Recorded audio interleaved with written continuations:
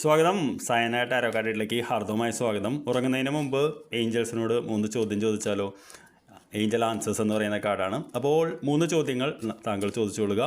ആദ്യത്തെ ചോദ്യം താങ്കളുടെ റിലേഷൻഷിപ്പുമായി ബന്ധപ്പെട്ടതാകട്ടെ, അതിനെക്കുറിച്ച് എന്താണ് പറയാനുള്ളത്. 2 താങ്കളുടെ ആരോഗ്യത്തെക്കുറിച്ച് ആവട്ടെ, അതിനെക്കുറിച്ച് എന്താണ് പറയാനുള്ളത്. 3 താങ്കളുടെ കരിയർ അല്ലെങ്കിൽ വെൽത്തിനെ കുറിച്ചാവട്ടെ, എന്താണ് പറയാനുള്ളത് നമുക്ക് നോക്കാം ഏഞ്ചൽസിന്. അപ്പോൾ ഇത് റിലേഷൻഷിപ്പുമായിട്ട് ബന്ധപ്പെട്ട ചോദ്യമാണ്. ഇതാണ് ചോദ്യം എന്ന് വെച്ചപ്പോൾ പീസ്ഫുൾ റെസൊല്യൂഷൻ എന്ന് പറയുന്നതാണ് വന്നിട്ടുള്ളത്. അപ്പോൾ തീർച്ചയായിട്ടും റിലേഷൻഷിപ്പിൽ നമ്മുടെ വല്ല പ്രശ്നങ്ങൾ നേരിടുന്നുണ്ട്, അല്ലെങ്കിൽ ഐക്യക്കുറവ് നേരിടുന്നുണ്ട്, എന്തെങ്കിലും മാനസിക വിഷമമൊക്കെ ഉണ്ടെങ്കിൽ അതിനെല്ലാം ഒരു പരിഹാരം അടുത്ത് തന്നെ ഉണ്ടാകുമെന്നാണ് പറയുന്നത്. പീസ്ഫുൾ ആയിട്ടുള്ള ഒരു റെസൊല്യൂഷൻ നമുക്ക് പ്രതീക്ഷിക്കാം എന്നാണ് റിലേഷൻഷിപ്പിൽ പറയുന്നത്.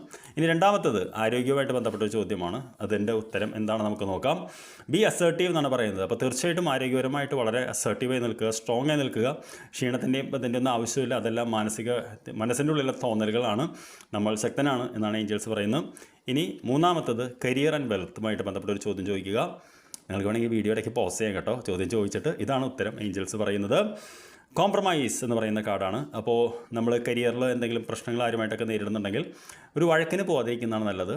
നമ്മൾ കോംപ്രമൈസ് ചെയ്യുന്നതാണ് നല്ലത് എന്ന് പറയുന്നു. ഈവൻ ഏത് ആരുമായിട്ടാണെങ്കിലും വഴക്ക് എന്ന് പറയുന്നത് ഇവിടെ വിജയിക്കില്ല. കോംപ്രമൈസ് എന്ന് പറയുന്ന എനർജിയാണ്.